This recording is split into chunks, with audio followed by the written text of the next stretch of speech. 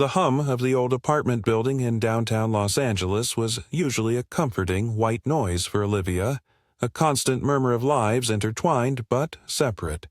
Today it was an oppressive silence, amplifying the frantic thump of her own heart against her ribs. The coffee in her chipped mug sat cold, a forgotten monument to a morning that had derailed before it truly began. It was a Tuesday, typically reserved for the relentless rhythm of her architectural designs.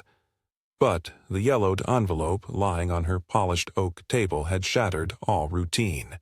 It bore no return address, just her name, Olivia Vance, scrawled in an unfamiliar yet strangely haunting script that made her stomach clench with an old cold dread. Tucked between a glossy bank statement and a flyer for a yoga studio she'd never visit, it felt utterly out of place, an unwelcome whisper from a past she had meticulously, painstakingly tried to seal away. Her fingers, usually steady as she drafted intricate blueprints, trembled as she picked up the envelope. The paper felt brittle, almost ancient, as if it had traveled across time and space to reach her. Inside, there was no date, no greeting, just a single faded photograph and a brief, typewritten note. The photograph was of Noah, her younger brother, a ghost of a smile on his face, his eyes crinkled at the corners as he sat on a swing set in their backyard, the sprawling desert landscape of Reno blurring behind him. It was a picture from before, from a time when laughter came easily and shadows were just shadows. Below the photo, the note read, "He's still there. The desert never forgets. N." Olivia stared at the initial, N. Not Noah, not someone she knew. A new wave of disquiet washed over her. Who was N? And how could they know about Noah, about the gaping void his disappearance had left in her life? Her first impulse was to crumple the note, to throw the photograph into the trash, to sever this sudden, painful tether to a grief she had finally, after years of effort, begun to compartmentalize. But the image of Noah's boyish grin, frozen in time, held her captive. A strange magnetic pull, a mix of profound fear and an undeniable spark of hope, began to stir within her. The city outside her window, a sprawling tapestry of concrete and glass, felt suddenly distant, irrelevant. Her past, buried under layers of ambition and self-preservation, had just sent her an urgent, undeniable invitation. And Olivia, against every fiber of her being that screamed to resist, knew she had to answer. The roar of the jet engine had become a dull thrum, a hypnotic rhythm that usually lulled Olivia into a state of detached calm. Not today. Each mile the plane devoured between the sprawling concrete jungle of Los Angeles and the high desert expanse of Nevada felt like a step deeper into a dream she had desperately tried to outrun. Below, the urban sprawl gave way to the rugged, sun-baked earth, a landscape that was both familiar and profoundly alien. She watched the patchwork of brown and ochre, the occasional glint of a distant lake, and felt a tightening in her chest. This was the landscape of her childhood, the one etched into her earliest memories, the one that had swallowed her brother whole. As the plane began its descent towards Reno Tahoe International Airport, the familiar contours of the Sierra Nevada mountains, dusted with late spring snow, rose majestically on the horizon. They were a constant, unchanging presence, unlike everything else in her life. Olivia remembered countless summers spent hiking their lower slopes with Noah, their breathless laughter echoing through the pines. He had been so full of life, a whirlwind of boundless energy and unquenchable curiosity. The memory brought a sharp pang of both warmth and agonizing loss. She closed her eyes, trying to push away the image of his bright, inquisitive eyes, to block out the phantom sound of his voice. But the closer she got, the more insistent the whispers of the past became. Stepping off the plane, the dry, crisp desert air hit her, carrying with it faint whispers of pine and dust, a scent that instantly transported her back decades. The airport, though modernized, still held echoes of her youth. She navigated the familiar halls, her carry-on feeling impossibly heavy, each step a reluctant surrender to the inevitable. Outside, the Nevada sun, stark and uncompromising, beat down, washing the world in a blinding, almost unforgiving light. The endless blue sky seemed to stretch out forever, an indifferent witness to the passage of time and the sorrows it held. She rented a car, a generic sedan that felt utterly disconnected from the emotional weight of her journey, and pointed it north on US 395. The highway, a ribbon of asphalt cutting through the vast emptiness, was exactly as she remembered it. To her left, the city of Reno, with its glittering casinos and sprawling suburbs, began to recede. To her right, the untamed desert stretched out, dotted with sagebrush and juniper, its stark beauty holding a quiet, unsettling power. This was where their small, isolated community began.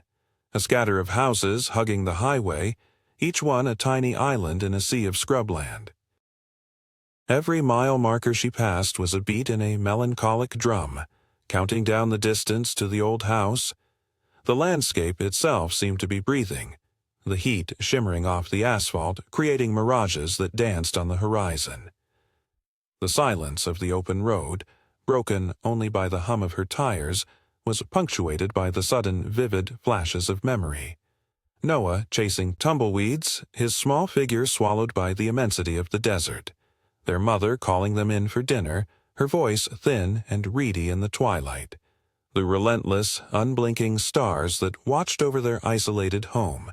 Each memory, raw and unbidden, chipped away at the carefully constructed walls she had built around her heart. She was no longer just driving. She was being drawn back, pulled by an unseen force towards a past that refused to stay buried, towards a truth that waited patiently, silently in the heart of the Nevada desert. The dust motes danced in the shafts of sunlight that sliced through the grimy windows of the old house, creating an ethereal glow that seemed to accentuate the stillness. Olivia stepped out of the rental car, its engine ticking softly as it cooled, and stood on the cracked asphalt of the driveway. The house, her childhood home, loomed before her, a silent, weathered sentinel. It wasn't merely old, it was ancient in spirit, burdened by years of neglect and, she suspected, lingering grief. The once vibrant blue trim on the porch had faded to a sickly gray, peeling in brittle flakes. The wild roses her mother had meticulously tended now tangled in thorny abandon, their faded blossoms clinging desperately to the decaying trellises. A faint, unsettling scent hung in the air, a peculiar blend of dry dust, aged wood, and something indefinably metallic, almost coppery, that seemed to cling to the very fabric of the house. It was the scent of forgotten moments, of stagnant air trapped for decades, and it pricked at the edges of Olivia's memory, stirring an almost physical discomfort. She pushed open the rusty gate, its high-pitched squeal a jarring intrusion on the quiet afternoon, and walked towards the front door. Each step on the overgrown path felt like a transgression, an invasion of a space that had long since surrendered to its own solitude. The key, heavy and cold in her palm, turned with a reluctant groan in the lock. The door, swollen from years of heat and cold, scraped against the frame as she forced it open. A wave of stale, musty air, thick with the scent of closed-up rooms and forgotten dreams, rushed out to greet her. Inside, the silence was profound, broken only by the distant hum of the desert wind. Dust sheets, yellowed and stiff, draped over all the furniture, transforming familiar shapes into ghostly, unidentifiable forms. The living room, once filled with the warmth of family laughter and the crackle of a roaring fire, was now a sepulchral chamber. Olivia moved slowly through the house, her footsteps echoing unnaturally on the wooden floors. She traced the outlines of covered sofas, her fingers brushing against the rough fabric, feeling the granular layer of dust that coated everything. The air was heavy, almost suffocating, not just with the scent of decay, but with a palpable sense of absence. In the kitchen, the sunlight struggled to penetrate the grimy window panes, casting long, distorted shadows. The old cast-iron stove, where her mother had cooked countless meals, stood like a silent monolith, its black surface dull and lifeless. She found herself in Noah's old room. It was smaller than she remembered, the faded wallpaper patterned with tiny, faded trains peeling at the seams. A single, dusty toy soldier lay on the windowsill, its painted eyes staring out into the empty yard. For a moment, Olivia felt an overwhelming urge to flee, to escape this suffocating embrace of the past. But then a subtle shift in the light, a fleeting sensation of something almost brushing against her arm, held her rooted to the spot. The house felt less like an abandoned shell and more like a slumbering entity, quietly observing her, perhaps even waiting. And in that unsettling quiet, a new conviction solidified within Olivia. This was more than just a house. It was a repository of memories, a keeper of secrets, and she had just walked right back into its watchful gaze. Olivia stood in the silent, dust-laden living room, a strange sense of quiet desperation settling over her. The house, with its palpable air of forgotten grief, felt like a mausoleum of memories. Every object, every shadow, seemed to hold a fragment of the past, waiting to be rediscovered. She wandered aimlessly for a few more moments, her gaze drifting over the covered furniture, the faded wallpaper, the very patterns of light and shadow on the floor. It was then, as her eyes adjusted to the dim light filtering through the grimy windows, that something caught her attention. In the corner of the room, half hidden by a heavy, moth-eaten tapestry that had once adorned the fireplace, was a low, wooden door. It was unlike any other door in the house, smaller, sturdier, almost rustic in its construction, and it clearly hadn't been opened in decades. A faint, almost imperceptible line of dust lay undisturbed across its threshold. She knew, without needing to verify, that it led to the old root cellar, a forgotten space beneath the house, rarely used even in their childhood. It was a place where their mother had stored preserves, and her father had kept old tools. A dark, damp, often chilling space. A curious impulse, an insistent tugging at her subconscious, drew her towards it. Her heart began to quicken, a familiar rhythm of anticipation and apprehension. She knelt, her knees protesting on the cold, gritty floor, and brushed away the accumulated dust. The wood of the door felt rough beneath her fingertips, cool and solid. There was no handle, just a heavy, rusted iron ring, almost flush with the surface. With a grunt, she pulled. The door groaned, a long, drawn-out protest, and then, slowly, painstakingly, began to yield. As the gap widened, a rush of colder, denser air escaped from the darkness below, carrying with it the unmistakable scent of damp earth and something else, something metallic, faintly acrid, that made her nostrils flare. The darkness beyond the door was absolute, a void that seemed to swallow the meager light from the living room. Olivia reached for her phone, its flashlight beam cutting a stark path into the blackness. The beam revealed a set of crude wooden steps descending into an unseen depth. Her gaze swept along the rough-hewn walls of the narrow stairwell, searching for something, anything. And then she saw it. Not immediately obvious, but when her flashlight beam lingered, it became clear. Scratched into the crumbling plaster of the wall, just above the third step, were crude, childish marks. Not random scrawls, but deliberate, albeit shaky, lines that formed two distinct letters. N.V. Noah Vance. Her brother's initials. A shiver, colder than the air emanating from the cellar, traced its way down her spine.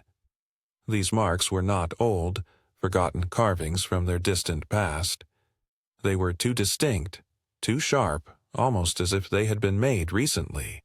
The dust, thick on the steps below, was strangely absent from the small patch around the initials, as if a hand had brushed it away. A wave of profound unease washed over her, mingled with an intense, almost frantic surge of determination.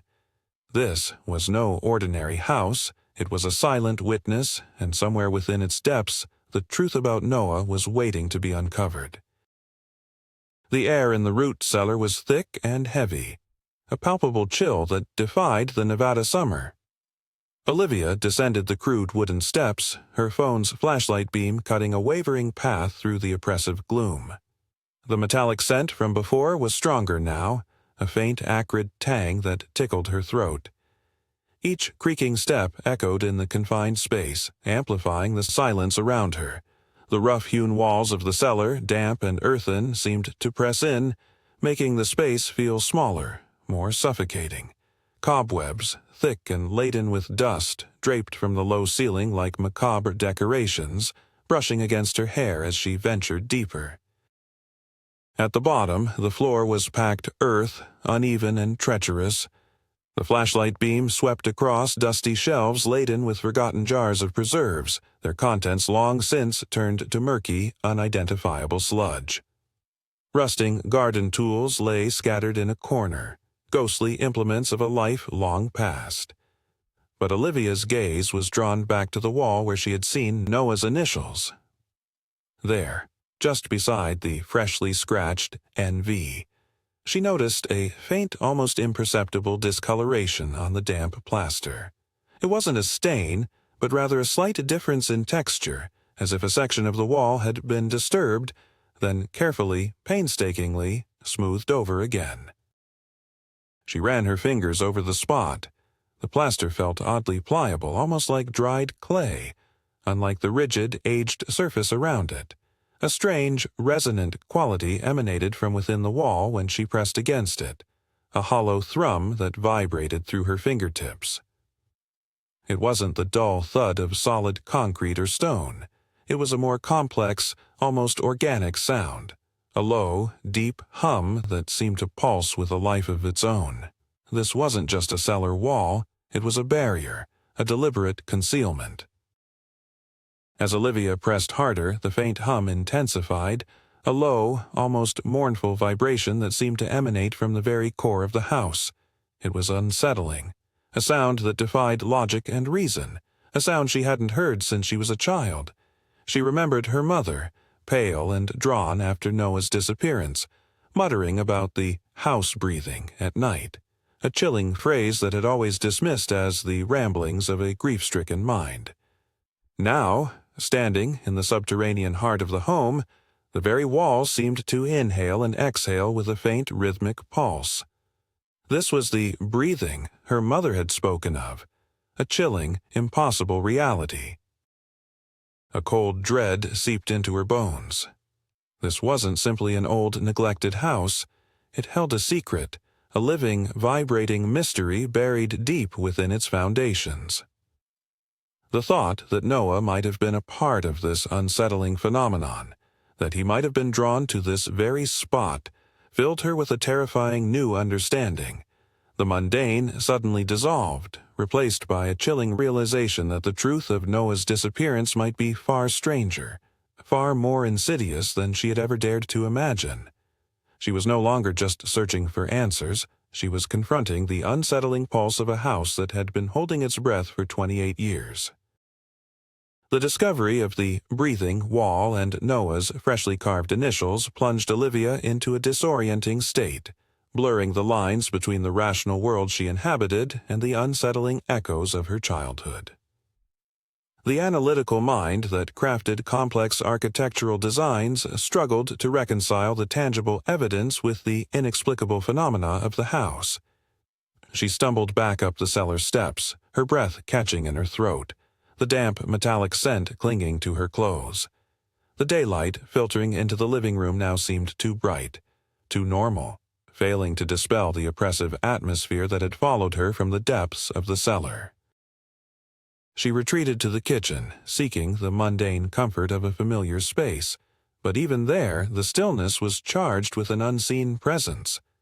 The old, chipped linoleum, the faded patterns on the countertops, every detail screamed of a past left unfinished. Olivia found herself staring at the antiquated cast-iron stove, its black surface reflecting a distorted image of her own pale, anxious face. It was the same stove her mother had used, a silent witness to countless family dinners, to the everyday rhythms of a life that had fractured irrevocably on the day Noah disappeared. A sudden, almost imperceptible shift in the light drew her attention to an old, wooden hutch in the corner of the kitchen. It was cluttered with dusty, forgotten trinkets, an old, chipped ceramic rooster, a stack of yellowed recipe cards tied with a brittle ribbon, a tarnished silver spoon. As her gaze drifted over these relics, a small, leather-bound book, half hidden behind a stack of faded cookbooks, caught her eye. It looked like a diary, its cover worn smooth from years of handling. Her mother's diary. With a trembling hand, Olivia reached for it. The leather felt cool and dry beneath her fingertips, releasing a faint scent of old paper and dried lavender. She carried it to the small, rickety kitchen table, pulling out a creaking chair. The pages, brittle with age, crackled as she opened it. The handwriting, once familiar, now seemed fragile, almost hesitant, a stark contrast to the vibrant, assertive woman her mother had once been. The early entries were mundane, filled with grocery lists and notes about garden plantings. But as Olivia turned the pages, the tone shifted, growing darker, more desperate. The first hint of the unusual appeared in an entry dated just weeks before Noah's disappearance. Her mother wrote of restless nights, of a strange hum emanating from the house, a low vibration that seemed to come from deep within the foundations. She initially dismissed it as pipes or the settling of an old house. But the entries continued, growing more frequent, more agitated. "The house breathes," her mother had scrawled in one entry, the ink smudged as if from a trembling hand. A soft, rhythmic sigh, like a sleeping giant. "It starts in the cellar, I think. Noah hears it too. He says it sings to him." A chill, colder than the cellar air, snaked its way down Olivia's spine. Noah had heard it. He had spoken of it. Her mother had documented it. It wasn't just her imagination or the lingering grief. The house had been alive with some unseen force, a presence that resonated deeply enough to be perceived by a sensitive child and a mother on the brink of despair. Her mother's writing described Noah's growing fascination with the cellar, his insistence that the singing was calling to him, that there was a secret door behind the old furnace. He spent hours down there despite his mother's protests, seemingly captivated by something only he could perceive. The entries grew increasingly frantic as Noah's disappearance loomed closer. Her mother's frustration turned to fear, then to a creeping sense of helplessness. She wrote of trying to dissuade Noah from his obsession, of fearing for his safety, of the way his eyes seemed to glow when he spoke of the house's song. The last entry, dated the day before Noah vanished, was a desperate plea. "He's changed. The house has taken something from him. He only speaks of the whispers, of a place where time stands still. I don't know what to do. I feel it, too, now. A pull, a strange warmth coming from the wall behind the furnace. It's almost inviting." Olivia closed the diary, her fingers white-knuckled around the brittle pages. The implications were staggering. Her mother hadn't just been grieving. She had been tormented by the same strange phenomena that now haunted Olivia. And Noah, her bright, energetic little brother, had been drawn into it, not by a person, but by the very essence of the house itself. The notes, the breathing wall, the initials, it all pointed to an impossible truth. The house wasn't just a place where Noah had disappeared, it was actively involved, a silent, ancient entity that had somehow absorbed him. The despair her mother had felt, the maddening sense of unreality, now resonated deeply within Olivia. She was no longer just a sister searching for her lost brother. She was stepping into a mystery that transcended the physical world, a chilling echo of her mother's darkest fears. The rational world was crumbling around her, revealing a truth far more profound and terrifying than she could have ever imagined. The revelations from her mother's diary left Olivia shaken to her core. The sun began its slow descent, painting the dusty windows in hues of orange and purple, yet no amount of natural light could pierce the growing darkness within the house. The unsettling hum she'd heard in the cellar seemed to reverberate through the very floorboards beneath her feet, a subtle but persistent vibration that hinted at a deeper, unseen mechanism at work. The house, once a comforting haven, now felt like a living, breathing enigma, a silent accomplice in a mystery that transcended human understanding. Olivia moved through the rooms with a newfound awareness, her senses heightened, her mind racing. Every creak of the old house, every whisper of the wind outside seemed imbued with meaning. She ran her hand along the cool, smooth surface of the fireplace mantel in the living room, remembering how Noah used to stack his favorite rocks there, each one a prized treasure from their desert expeditions. A faint indent in the wood, almost invisible, was where a small carved wooden bird had always perched. He had loved that bird, carrying it everywhere. She walked into the dining room, where ghostly shadows stretched across the empty table. Her mother had often reprimanded Noah for tapping his fork against his plate, a habit that had always made Olivia giggle. Now the silence was deafening, the echoes of their family meals painfully absent. It was in Noah's bedroom, however, that the emotional weight of the past truly settled upon her. The faded train wallpaper, the dusty toy soldier on the windowsill, each a relic of a childhood tragically cut short. She sat on the edge of his small dusty bed, the thin mattress still bearing the faint impression of a child's weight. A chilling realization began to dawn on her, connecting the dots between her mother's diary entries, the strange hum, and Noah's fixation on the cellar. What if the house itself was not just a container of memories, but an active participant?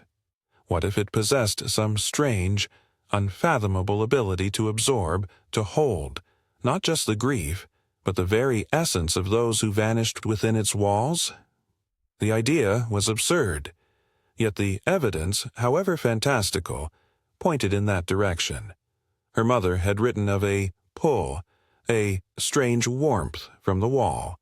Noah had spoken of the house singing to him, inviting him.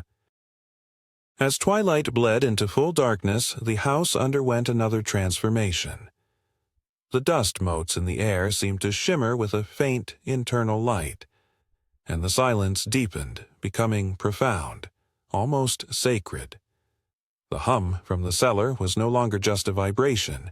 It seemed to resonate in the very air, a low, sustained note that pulsed with an unseen energy. Olivia felt a curious duality, profound unease mingled with an inexplicable sense of calm, as if the house was finally revealing its true nature, inviting her into its timeless secret. She was no longer just a visitor. She was part of its strange, unfolding narrative. The memory of Noah, vivid and raw, was a guiding force, propelling her forward into the heart of the enigma. She knew, with a certainty that transcended logic, that to truly understand what had happened to Noah, she had to embrace the impossible.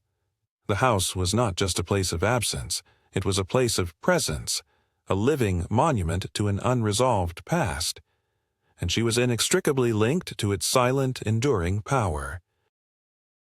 The setting sun cast long, distorted shadows across the living room as Olivia, still reeling from the diary's grim revelations, decided her next course of action. Her architectural mind, usually so orderly and precise, was now wrestling with a profound sense of the uncanny. She needed more than just a feeling. She needed confirmation, tangible proof that her mother's chilling accounts were not just the product of a broken mind, but an actual, unsettling reality. The breathing wall in the cellar was her immediate focus, a silent, pulsing anomaly that held the key to Noah's true fate. She returned to the dark maw of the root cellar, her flashlight beam cutting through the inky blackness. The air was still thick, the metallic tang more pronounced, and the low, rhythmic hum she'd perceived earlier was now undeniably present, a faint yet persistent thrum that seemed to vibrate in her very bones. This was no pipe, no settling timber. This was something else, something alive within the stone and earth. Olivia pulled out a small multi-tool from her bag, its metallic glint a stark contrast to the ancient gloom. She began to tap gently on the section of wall where Noah's initials were scratched, listening intently to the subtle variations in sound.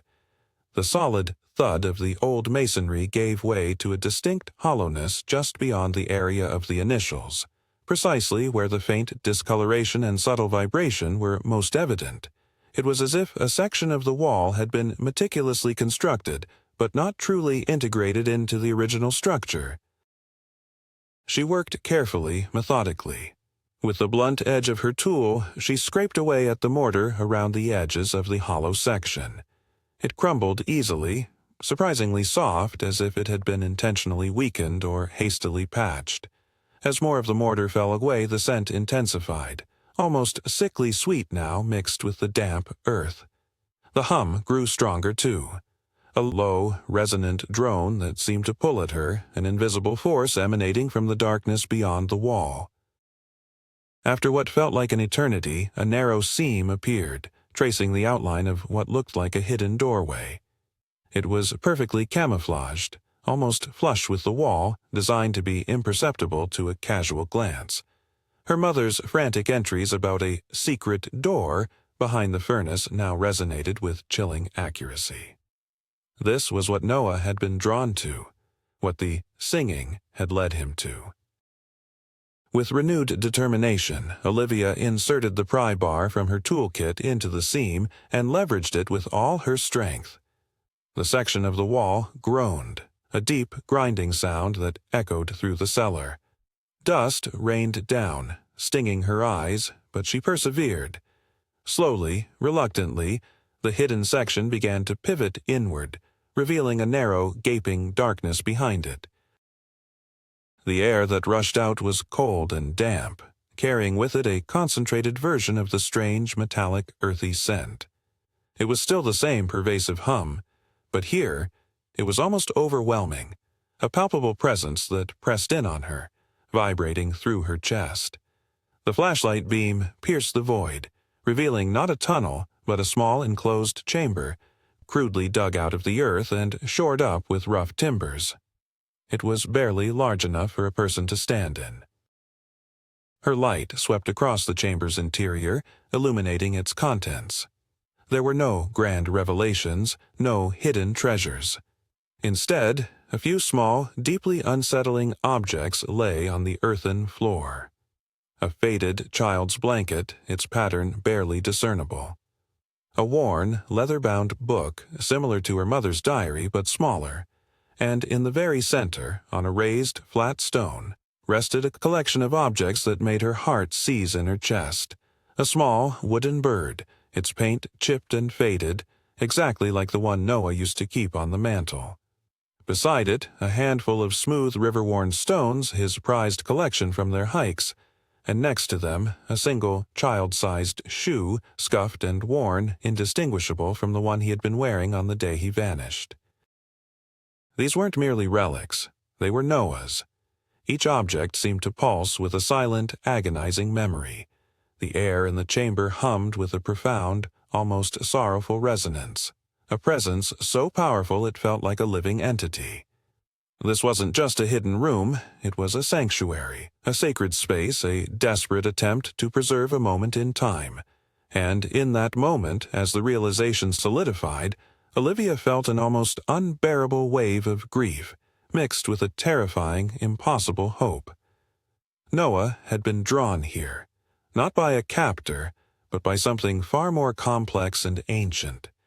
The house, in its own strange way, had taken him, and these objects were the breadcrumbs he had left behind, waiting for her to find them, to finally understand the unimaginable truth.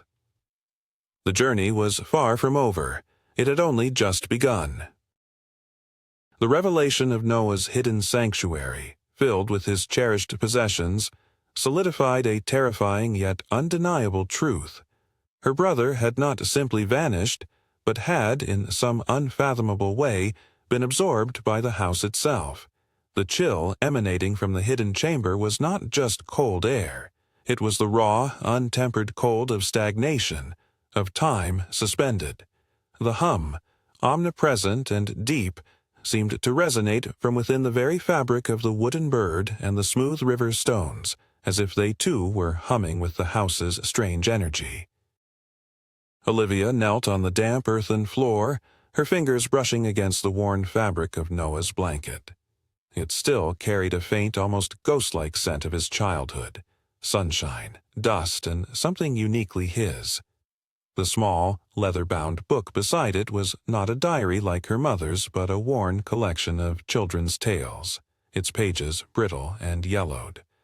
Noah had loved stories, his imagination boundless, always inventing new adventures for his toy soldiers and for the little wooden bird. The air in the chamber was heavy with a profound sense of presence, not menacing, but deeply sorrowful, a quiet ache that resonated with Olivia's own grief. She felt an invisible current, a pull, distinct from the physical hum, urging her to linger, to listen. It was then, as she focused on this subtle, non-physical vibration, that images began to flicker in her mind's eye. Not sharp, clear visions, but ephemeral wisps, like dreams half-remembered. She saw Noah, younger, his small hands tracing patterns on the cellar wall, his face alight with wonder. She saw him whispering to the wall, his voice soft as if confiding in a trusted friend. Then, a blur of movement, a flicker of light from the hidden opening, and a sense of gentle absorption, as if he was not stepping into the chamber but rather becoming one with its essence. The house seemed to sigh, a deep, contented sound. These mental impressions were fragmented, almost like echoes of memories that weren't her own, but rather belonged to the house itself, or perhaps to Noah.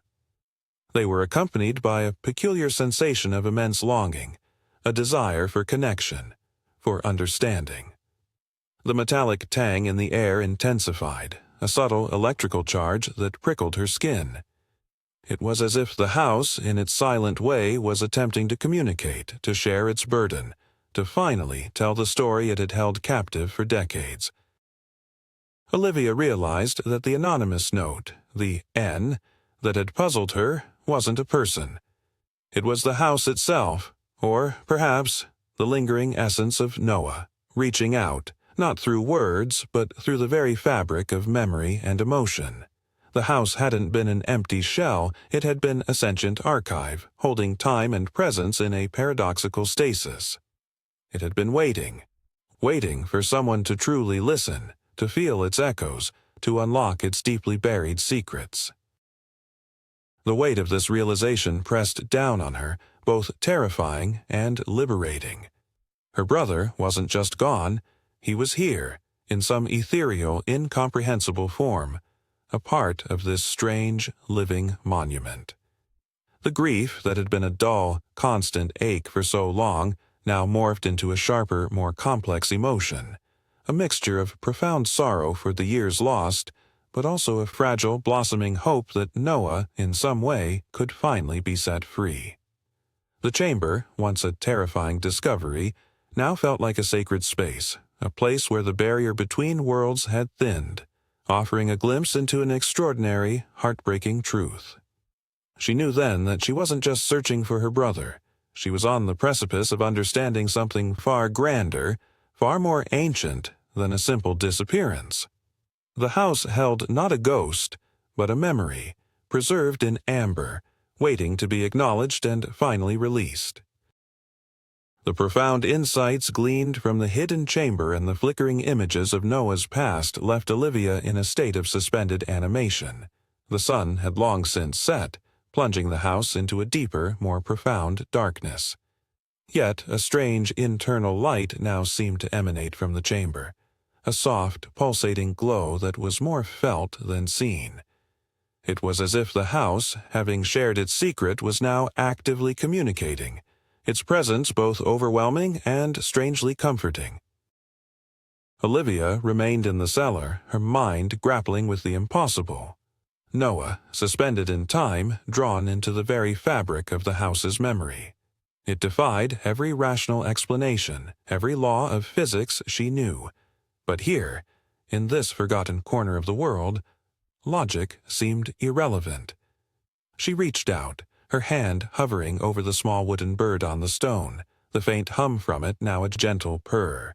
She felt an overwhelming urge to bring Noah back, to pull him from this timeless prison. Yet the images she'd seen, the emotions she'd felt, suggested a deeper purpose, a more complex truth than a simple disappearance. As the night deepened, the house seemed to grow quieter, its internal hum settling into a steady, almost melodic drone. Olivia ascended the cellar steps, her limbs heavy, her mind buzzing. She walked through the silent rooms, no longer seeing just dust and decay, but layers of time, memories clinging to every surface like invisible tapestries. The kitchen, the living room, her parents' bedroom, each space whispered of a life interrupted, of a future that never was. She found herself drawn back to her mother's diary, the brittle pages now seeming to hold even more significance. She reread the desperate entries, searching for any detail, any hint that she might have missed. And there, buried in a hurried scrawl on the very last page, was a faint, almost illegible postscript written in a different ink, a hand less steady than her mother's usual script. It was a single initial, M. It sent a fresh shiver down her spine. The N on the note she received, and now an M in her mother's diary. This M was not from her mother. Her mother's name was Sarah. The style of the M was different, almost childlike, yet with a strange, deliberate quality. It was a new piece of the puzzle, one that opened up another layer of intrigue. Was this M connected to the N she had received? Was there another entity, another presence, intertwined with the house's strange ability? The initial felt almost like a signature, a quiet confirmation from an unseen hand. Olivia then understood. The house wasn't just a passive repository of memories. It was a guardian, a silent witness to a truth that transcended human understanding. And someone, or something, had been trying to guide her, to bring her back to this place to unlock its secrets. The anonymous note, the N, was not a mistake or a misdirection. It was a clue, a deliberate whisper across the years, a call to action. She sat on the cold kitchen floor, the diary clutched in her hands, the silence of the house pressing in around her. The air in the house felt denser, colder, yet also strangely vibrant. The hum of the hidden chamber seemed to permeate the entire structure, a low, resonant note that promised both answers and further mysteries. Olivia knew, with a certainty that settled deep in her bones, that the house was not done revealing its secrets, and she, the last surviving member of a fractured family, was now inextricably linked to its fate, a silent participant in a story that had been waiting, patiently, for 28 years to finally be told. The true journey, she realized, had only just begun. The chill of the desert night seeped through the old house, deepening the shadows and amplifying the silence. Olivia, still in the kitchen, the diary open before her, felt a profound shift in the atmosphere. The house was no longer merely a repository of the past. It was an active participant, its hidden hum a constant, low thrum beneath the floorboards. The discovery of the M at the end of her mother's diary, so deliberately placed yet so enigmatic, gnawed at her. It was a new thread in an already tangled web, hinting at another presence, another layer to Noah's disappearance. Sleep was an impossibility. Her mind raced, replaying every detail. The anonymous note with N, the breathing wall, Noah's hidden chamber, and now this cryptic M. She spent hours poring over the diary again, searching for any mention of a person, an event, anything that could connect to this final, unsettling initial. Her mother's later entries, those written after Noah's disappearance, were a descent into despair, fragments of a broken mind obsessed with shadows and whispers. But nowhere was there a clear reference to an M. As the first faint streaks of dawn began to lighten the sky outside, painting the horizon in muted grays and purples, Olivia felt an irresistible pull towards the cellar once more. It was no longer a place of dread, but of magnetic fascination. She needed to be closer to the source of the hum, to the chamber that held Noah's relics. It was as if the house itself was calling her, inviting her to delve deeper into its secrets. Descending the rickety steps, the air grew noticeably colder, denser. The hum intensified, vibrating through the packed earth floor and up through her very bones. This time, however, it felt less like a vibration and more like a resonant frequency, a profound chord being struck deep within the earth. Olivia stepped into the hidden chamber, the faint internal glow she'd observed the night before now a more discernible, shimmering aura around Noah's possessions. The wooden bird, the stones, the worn shoe, they seemed to hum with a soft ethereal light. She knelt again, her hand reaching for the small leather-bound book of children's tales. As her fingers brushed its cover, a jolt, not unpleasant but strangely energetic, passed through her. The air in the chamber thickened, almost becoming visible, swirling around her, and then a clear, resonant image formed in her mind, sharper than the previous fragmented impressions. She saw a man, older, with kind eyes and weathered hands, kneeling in this very chamber. He was carefully placing the wooden bird and the stones on the altar-like stone. He moved with a gentle reverence, a quiet sorrow in his movements. His face was lined, familiar in a way Olivia couldn't immediately place, yet utterly distinct from her father. He wasn't her father, but he was connected to Noah. He was leaving these items as if in tribute or as a promise. As he finished, he carefully closed the hidden door, his actions deliberate, almost ritualistic. And then, as he turned to leave, his face was clearly visible, illuminated by a faint, almost otherworldly glow from the chamber. It was Old Man Miller, their quiet, reclusive neighbor who had lived just down the road for decades. The man they had always called Old Man Miller, or simply Mr. Miller, known for his solitude after his own son had tragically passed away in his youth. The vision faded, leaving Olivia breathless. Miller, M. The initial in the diary. The initial she had dismissed. Old Man Miller had been the one to leave the final cryptic note in her mother's diary. He had known about the hidden chamber, about Noah. He had been a guardian of the secret, perhaps for years. A flood of fragmented memories rushed back. Miller's quiet presence at Noah's memorial, his unusually somber eyes, his infrequent, almost strained conversations with her parents. He had been there, silently watching, silently carrying a piece of their family's unresolved tragedy. The house hummed around her, confirming the unspoken truth. The mystery of Noah's disappearance was not just about the house. It was intertwined with the quiet, sorrowful life of their reclusive neighbor, a man who had clearly understood the house's secrets long before Olivia had even begun her search. The realization brought a new layer of complexity to the mystery, a human element woven into the extraordinary tapestry of the house's silent power. The vision of Old Man Miller in the hidden chamber left Olivia in a state of profound shock. The quiet, reclusive neighbor, a man she had always perceived as harmless, if a little eccentric, had been a silent guardian of Noah's secret for decades. The hum of the house, which had been a chilling mystery, now felt like a lament, a shared sorrow. She ascended from the cellar, the air in the main house feeling lighter, as if a great weight had been partially lifted by this revelation. She found herself gravitating towards the front porch, the last place she had seen Noah alive, his small figure waving goodbye as she left for college. The sun was now fully risen, casting long, stark shadows across the dusty yard. The desert stretched out beyond the property, vast and indifferent, yet somehow interconnected with the intimate tragedy unfolding within the house. Olivia pulled out her phone, her fingers trembling slightly as she searched for Old Man Miller's address. It was just a few blocks down the same highway, a modest, well-maintained house surrounded by a meticulously tended garden, a stark contrast to the wild abandonment of her own childhood home.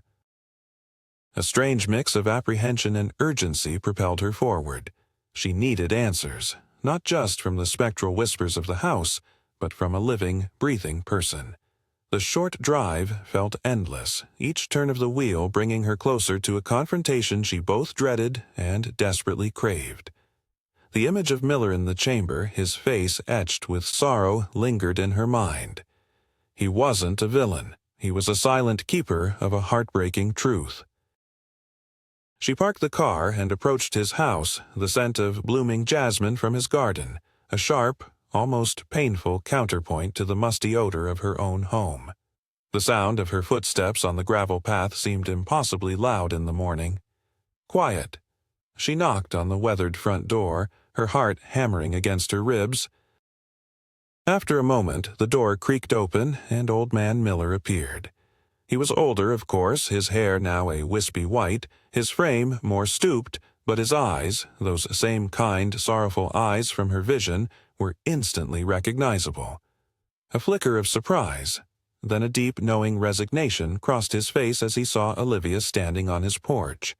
He didn't speak, but his gaze seemed to hold an entire lifetime of unspoken burdens. Olivia, too, found herself speechless for a moment, the words catching in her throat. The sheer weight of what she knew, what he knew, hung between them, a silent, powerful confession. Finally, she managed to speak, her voice barely a whisper. "Mr. Miller," she began, her gaze unwavering, "I found it. I found Noah in the house." Old Man Miller's eyes, already weary, seemed to deepen with an ancient sadness. He didn't deny it, didn't question her sanity. Instead, a single tear tracked a path down his wrinkled cheek. He simply nodded, a slow, deliberate movement that acknowledged the truth she had uncovered. He then turned, stepping back from the doorway, a silent invitation to enter. The journey into the heart of the mystery was not yet complete. The house had given her the vision, but Old Man Miller held the human story, the crucial missing pieces that would finally explain why Noah had been held in the timeless embrace of the house. Old Man Miller's living room was sparse, filled with the muted light of the morning and the quiet hum of an electric clock. The air, though clean, carried the subtle scent of old paper and something distinctly earthy, reminiscent of the cellar. He led Olivia to a worn armchair, its fabric soft from years of use, and settled into another, his gaze fixed on some distant point beyond the window. There was no need for pleasantries, no small talk to ease into the heavy truth that lay between them. The house, in its silent way, had already spoken volumes. "I knew you'd come back eventually," Miller began, his voice raspy with age yet clear and steady. "The house, it has a way of calling to those who truly listen." He looked at Olivia, his eyes filled with a deep empathy. "Your mother. She heard it too, after Noah. But she couldn't bear it. The grief was too heavy." He paused, collecting his thoughts, his gaze drifting to a framed photograph on a small side table. It was of a young man, a striking resemblance to Miller in his youth. "My son, Michael," he said, his voice softening. "He was just a year older than Noah. He disappeared in '96, just like that. No trace." Olivia's breath hitched. Michael. M. The initial in her mother's diary. The other disappearance the old neighbor had briefly mentioned to her in Chapter 6. The pieces of the puzzle, once scattered and seemingly unrelated, were now clicking into place with a chilling precision. Miller continued, his voice taking on a narrative quality, as if recounting a story he had lived countless times in his mind. When Michael vanished, the police, they had no answers. They searched, they investigated, but nothing. I came home one day and he was just gone. No note, no sign of a struggle, just silence. He shook his head slowly. But the house, it wasn't silent. Not long after Michael was gone, I started hearing it. A low hum, a vibration, coming from my own cellar, just like yours. He described his own descent into his cellar, his growing obsession with the strange hum, the metallic scent. He, too, had discovered a hidden chamber behind his old furnace, a space uncannily similar to Noah's, filled with his son's most cherished possessions. "He was in there, Olivia," Miller whispered, his eyes distant, fixed on a memory.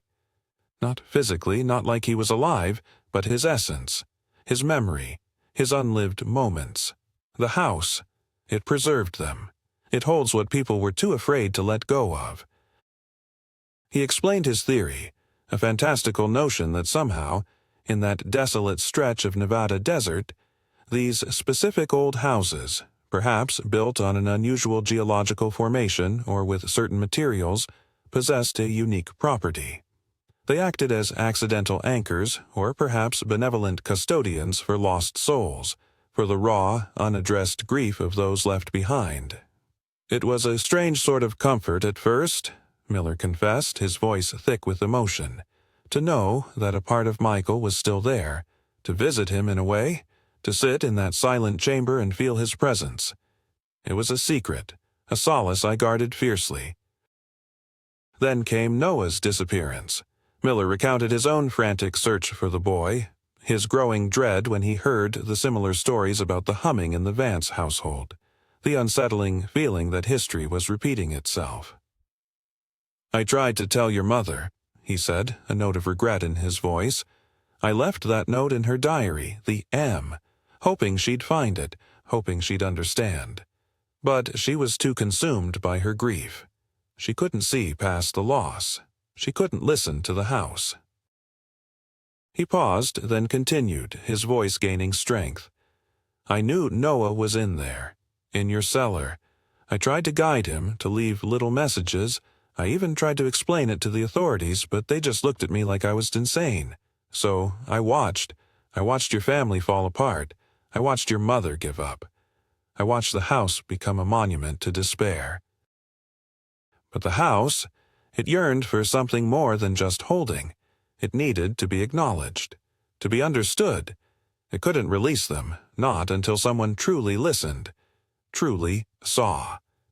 He looked at Olivia, his gaze piercing.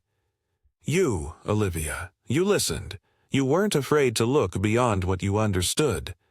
You didn't just seek a lost boy, you sought a lost truth." Miller explained that his visit to Noah's chamber, leaving the wooden bird and the stones, was his attempt to connect with Noah, to provide comfort and to subtly guide anyone who might eventually discover the truth. The N on the anonymous note Olivia received in Los Angeles? Miller admitted it was a desperate, last-ditch effort.